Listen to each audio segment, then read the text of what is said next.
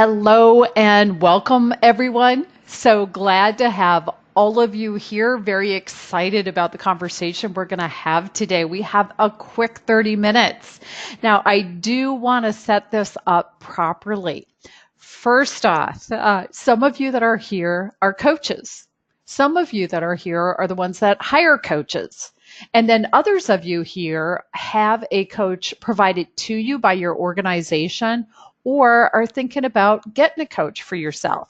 So we've got a broad mix of perspectives. So let's talk about how to use this information today for each of you. First off, it's designed very specifically for people who are going to have a coach provided for them through their organization. Now, for those of you that are coaches, here's how to use it.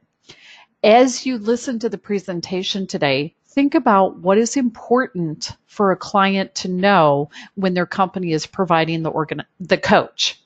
For those of you that hire coaches, it's actually the exact same thing. If you're going to provide a coach to people in your organization, what is important for them to know? The reason this topic came about is because organizations that provide coaches were unsure how to present it. And of course, that impacted how effective it was to provide those coaches. So this is what's important for someone to know when they're going to work with a coach. Our learning outcomes for today designed for that person. We're going to define coaching. Now, of course, those of you that already coach, you know that definition. That's okay. Think about it in terms of being important to the person who's going to be working with you as a coach. Recognize the research on the impact of coaching. Now, for those of you who are going to be working with a coach, what's important about these two things? It's understanding what it really is like to work with a coach and what it means, what that opportunity and potential is. We will outline the parameters of a coaching relationship. That's good insight for someone who's going to have a coach, for someone who hires coaches. And it's a good reminder for those of you who are a coach. We'll list considerations for choosing a coach, good awareness, whichever role you're in. And we'll talk very specifically how to maximize the coaching relationship. So diving in our agenda, we'll have a number of definitions. We're going to share a few pieces of research with you. Then we'll move into the parameters of the coaching relationship, your considerations for choosing a coach. And if you are the coach, it's good insight. What are people thinking about when they decide whether or not to hire you? And then how to maximize that coaching relationship. Several of you did submit questions ahead of time. I think we've done a good job of building those in, so we'll address them as we go. I also invite you to feel free to ask more questions as we go. In terms of asking questions, you have a couple of options. One is you can type them into the question section on your control panel, and I will monitor that all the way through. The other option is you can raise your hand and I can unmute you individually. Now, a very important note for you. If you are going to raise your hand and be unmuted individually, I am recording this and it is going to be on our YouTube channel. So coming on live is with the full awareness that, yes, this is going to be publicly available. Okay, let's get going. In terms of definitions, for those of you who do coach, it's a great refresher. For those of you who are going to work with a coach, the insight behind the language here is significant. It starts out by saying it's a strategic partnership. And that's really important because your coach is not there as the expert. They are there as your partner. And it truly is a partnership. Your coach empowers you as the client to clarify your own goals, create your own action plans, identify and figure out how you're going to move past obstacles, and ultimately to achieve what you want. That's their job, is to put you in charge of being your own best expert as the client.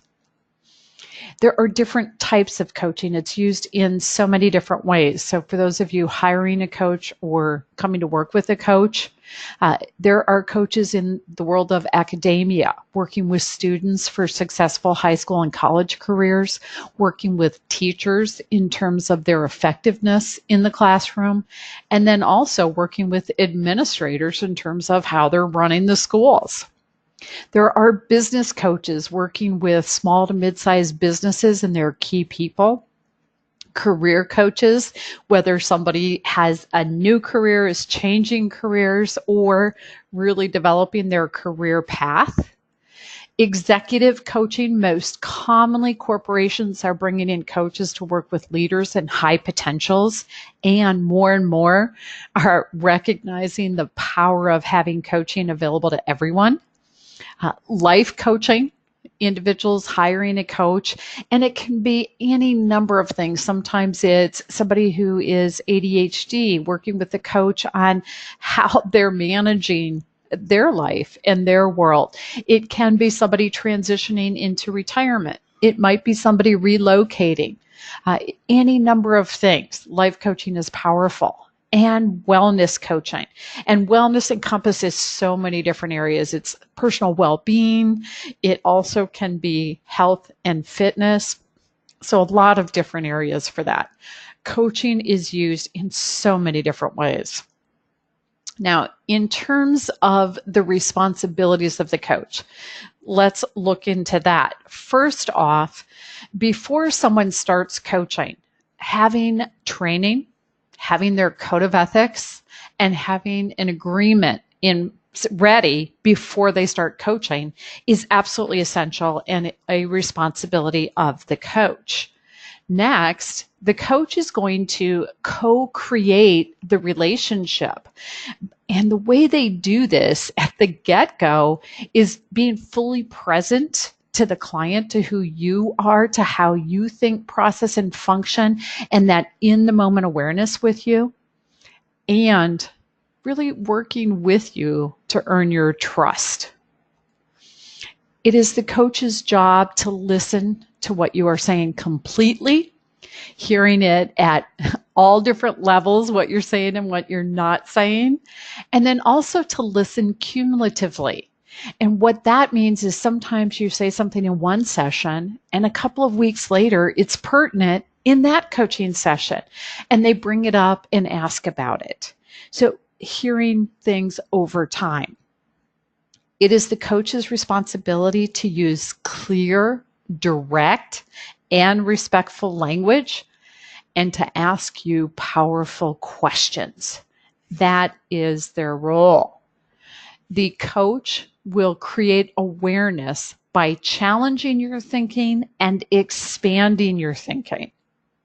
They empower you as the client to design your own action steps.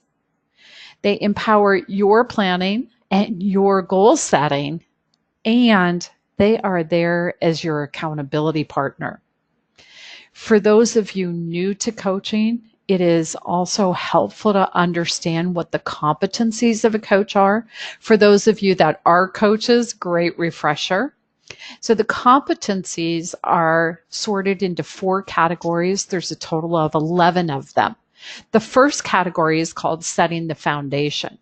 And the competencies expected of the coach are meeting ethical guidelines and professional standards. So having a code of ethics which they are following, which they are accountable to. And then, of course, establishing the coaching agreement. For those of you new to coaching, this comes in 3 pieces. Number 1, talking with you ahead of time about what coaching is and isn't. Number 2, having a written agreement with you. And then number 3, in every single coaching session, checking in with you on what you want to accomplish during that conversation. So you're really in the driver's seat for it. The next area of competency is co-creating the relationship. It is the coach's responsibility to create that trust and intimacy, earning your trust so that you are comfortable talking openly about what it is you want to work on. And it is the coach's responsibility to be present and in the moment, to give you their very best in terms of time, in terms of energy, and in terms of attention to who you are and what you want. Our third category of competency is in communication.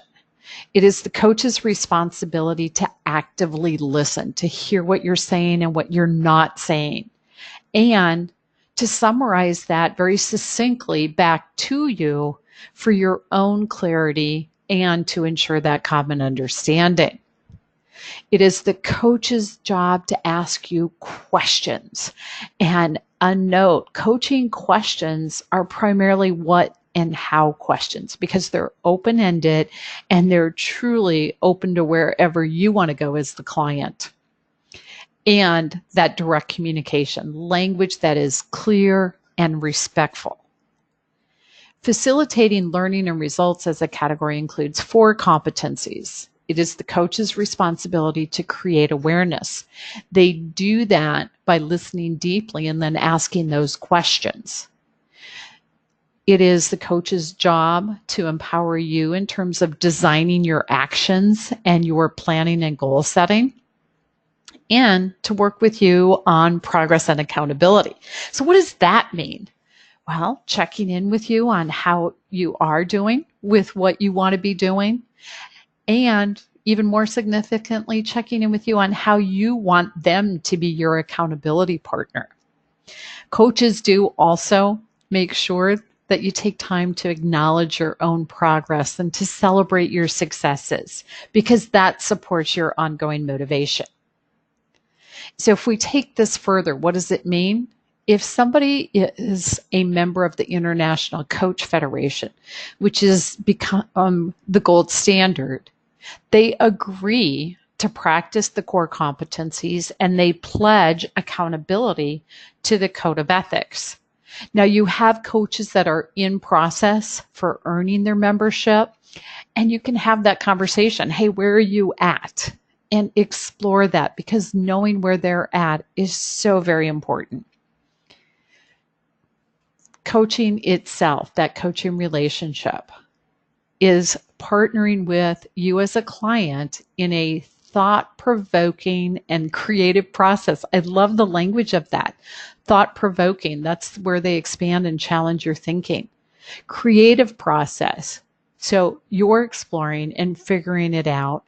And it's about putting you in charge of maximizing your own personal and professional potential. What's the reason coaching's so hot? What's the reason organizations are providing coaches? It truly is the tool of choice because it works. It makes a difference. Forbes magazine did an article and they asked, do you have a coach? And went on to say, if not, you could be limiting your career success. Let me back that up with the research. Here's one of the studies. It was done at Amoco Corporation, which is now part of British Petroleum. What I love about this study is it was done over a 10-year period of time. And here's what they found. The managers that had a coach had improved performance and increased ratings of potential for advancement. Now check this one out. This is where it gets super exciting for you as a client. 50% higher average salary increases. Oh, wow. Just like what they said in Forbes magazine. Not having a coach can limit your career success. So when your company is providing you a coach, it's very much like saying, hey, you get a corner office with a window. That is a perk. As a matter of fact, more and more often, we're seeing high potentials and leaders negotiate having a coach provided as part of their compensation package. So it's definitely a tool that empowers you and enhances what you're accomplishing. Fortune magazine did a research study, and they said, business coaching is attracting America's top CEOs because it works. And here's what they said. The average return is 6 times what the coaching costs the company. 6 times. A 600% ROI. There isn't anything else you can invest in to get that kind of ROI. So that's a huge benefit. Now, when your company does provide you with a coach, what's their reason? 48% of the time, it is to develop high potentials or to facilitate transition. People moving into different leadership roles or a lot of change going on in an organization. 26% of the time, it's to act as a sounding board. We see that most often in the very highest levels of management. Think about the C-suite. And it makes sense because having a coach gives them a place where they can talk out loud, think out loud, and have somebody really challenge and expand that thinking. That enhances ultimately the decision making and how they do what they do. 12% of the time, it's to address a derailing behavior. Now, occasionally people see this as a negative. Let me flip that. It's a positive, because if a company is investing in a coach for you, they're saying, hey, you're good. You've got the skill set. You have the ability. There's something getting in the way. Let's figure it out and move forward so that you are successful. They're giving you a coach because they want you to be successful. Now, an interesting insight that came out of this study done by Harvard Business Review is that 76% of the time in these coaching engagements, personal issues get addressed. What's good to know about that is realistically, when something is going on in your personal world, whether it's health, financial, relationship, whatever, it does come to work with you. It impacts you on the job. And so having a place where you can talk that through, think it through, plan and figure it out means that when you're at work, you are at work and you accomplish more. Now, when individuals hire a coach, and there's a lot of that going on, the top reasons that individuals hire coaches are listed here in a study done by the International Coach Federation. So people want to optimize their own performance at work because they do want to advance, and so they'll go out and get their own coach. Improving communication skills is a big one. Expanding career opportunities is huge. Of course, increasing your own self-esteem, your confidence, that's more common than we care to talk about, which is interesting in and of itself. Your own work-life balance. And then, of course, if you are the business owner, your business management strategies. People are hiring coaches, companies are hiring coaches, back to the research because it works. One of the more commonly cited studies came from Manchester Inc., and they said a 570% return on investment. A different study looked at productivity. They said when you provide training in an organization, you get a 22% improvement in productivity. When you do training plus coaching, you get an 88% improvement. And that study was done by Public Personnel Management. So it's making sense. Now let's talk about the parameters of the coaching relationship. And the way to describe it is going to be an analogy of building a staircase, just like you build the coaching relationship. So if you're going to build a staircase, the first thing you do is put the framework in place. Well, in a coaching relationship, that framework, going back to responsibilities of the coach, are for the coach to have the training in terms of what they do, to develop their competencies as a coach. We reviewed those. And then, of course, their code of ethics. The first step in the coaching relationship is the agreement, both what coaching is and isn't, and that written agreement. And then in every single session, what do you want to get out of it? As a next step, it is the coach's responsibility to understand you as the client. Who are you? How do you think? How do you process? How you function? What's the context? What are the subconscious biases? What's going on? And really understand it. And then flexing to you. And in that way, really developing the rapport with you, earning your trust. because that supports effective communication during these coaching sessions where they ask those challenging questions and they ask them coming at it from, hey, I'm on your side here and working with you and expanding your thinking and challenging it. And it's respectful and it's clear and it supports your exploration. What are your opportunities and possibilities? What are your potential challenges? And with that, you're developing your own strategies. And that's how you, in turn, move toward the doorway called success, achieving what it is you want. So that explains the relationship. The top reasons for you selecting a coach most commonly are you want somebody who has experience in a similar setting and you want them to have a clear methodology. This came out of a research done by Harvard Business Review. Now, what's really interesting about it is this: matching the right coach with the right client is associated with higher success rates. Matching people according to expertise and personality seem to be both the best and most commonly used strategies. So expertise, yes, that's great. You also want to get somebody that you're comfortable with. So coaches and clients alike are saying, hey, are we a good fit? Are we going to work well together? That's going to support success.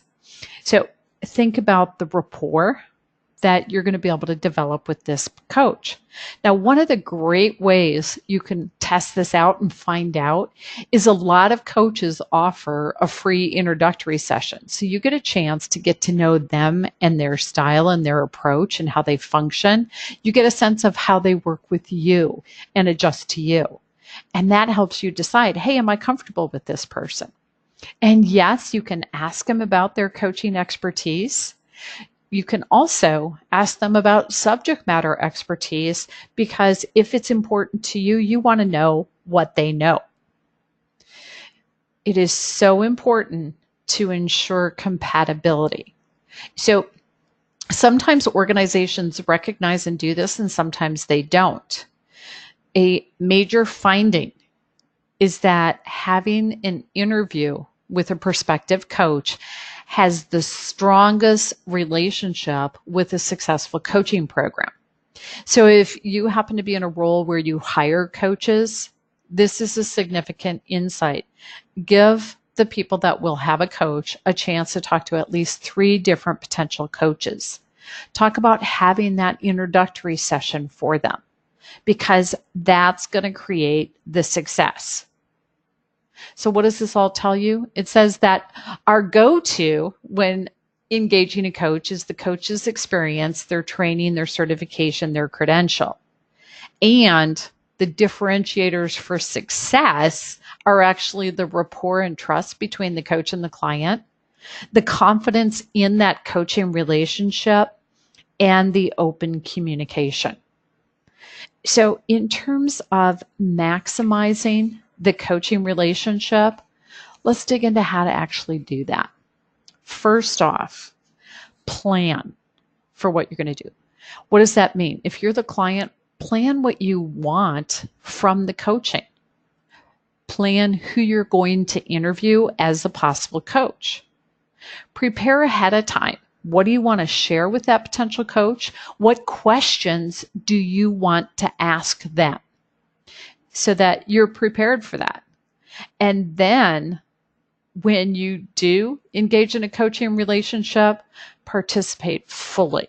The more completely you engage in the process and are the driver of that coaching relationship, the more you're going to get out of it, the more successful it's going to be.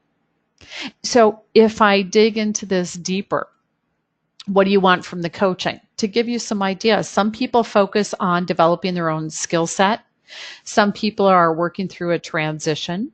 Others want a sounding board. For many, it's fabulous in terms of focus and motivation on accomplishing what you want and because you want to advance your career. You saw the research on the impact there. In terms of preparing, who are you going to interview? Most commonly, organizations will provide a set of bios of the different coaches that are available. So you have a chance to look at that. Sometimes that's done on an intranet site. Sometimes it's done through the person who has those coaches available to you and is managing that process. Other times you're getting out on the internet and looking up profiles on LinkedIn or on websites and that kind of thing. So deciding who to interview, your starting point is what are their bios, and then pick several. We talked about also preparing ahead of time. What information do you want to share with them? What do you want them to know about you and what you want? Because here's what's important to consider. When the prospective coach knows what it is you want to work on, what you can share about yourself, then they can share with you, hey, here's where I can connect with you in that way or fit with you in that way. Or they can say, you know what, that's going to be outside of the scope of what I do as a coach. I know someone else who's a good fit. So sharing with your coach is smart because you can find out if it's a good fit. So share about yourself and share about your goals. In terms of questions to ask a potential coach, here's some good ones to consider. And of course, there's so many more. Ask them, what is your coach training? What is your coaching experience? What other related experience do you have? This is very significant because your coach is bringing a lot to the table. Ask them, given what I want, what is your approach? What are your strengths as a coach? Describe how we will work together. When you ask your prospective coach these questions, you get so much insight in terms of the connection you'll have with them. Another great one to ask them to share a success story. Now, keep in mind, they do protect confidentiality of whoever it is they've worked with. At the same time, they can give you enough of a sense of that success that you have an idea. You can also look at their references on social media. Because the code of ethics a coach has plays into this, they can't just give you names of clients without getting specific permission from each client for each person they give it to. What they can do is invite people to write references on social media sites, and you can check those out. Now, when you are involved in that coaching relationship, engage fully. What does that mean? Engage in the process of coaching. Your coach has the training and they have a process for you. Engage in exploring what the opportunities are. And here's a significant insight. In the coaching world, we talk about two sides. We talk about the being. The being is the individual, who they are, how they think, how they process, how they function, their skills, their attitudes, everything that it is you can't see and touch. And then we also talk about doing, specific action steps that you're taking. You want to engage both because your thinking and feeling and experiences and attitude play into your success. And it takes alignment of both the being and the doing for the greatest result. Engage fully both. Engage in exploring the options for the coaching relationship itself. So for example, some people talk about a holistic approach, really encompassing the being and the doing. Some people say, yeah, it's only going to be about the job. It's a task focus. It's only about the doing. Keep in mind, if it is only about the doing, research tells us you're going to have a more limited result. Next, talk about whether or not you want notes. Some clients like the coach to take notes. Some clients don't. Talk about where those notes are going to be taken and kept, how they're going to be shared, and be aware. Because if you're using a company email or computer, there are limitations to confidentiality then. So you may want notes. You may want to use a personal email. You may not want notes. That's okay. Have the conversation and find out also how often they're going to be sharing those notes and how long they're going to keep them. Do talk about how often you're going to have check-ins. Part of that is scheduling sessions, and part of it is check-ins in between sessions. And be very clear on how you want to manage accountability, because it's your choice. Ultimately, the best thing is for the client to be the driver. So let's pull this together. I know we've used our time here. First off, we defined coaching and looked at that definition. We looked at the research on the impact of coaching. These two pieces are very important for those of you that are coaches talking with prospective clients. Share this information. Outline the parameters of your coaching relationship. Have that conversation ahead of time. Decide how you're going to choose a coach and your approach for that, and be aware of how to maximize that coaching relationship. So I am going to stay on afterwards as long as anyone's still here. Happy to answer additional questions for you. You can type them into the question panel if you want to come on live. You can raise your hand. And of course, that caveat of we are recording, it will be on YouTube. So that's your choice.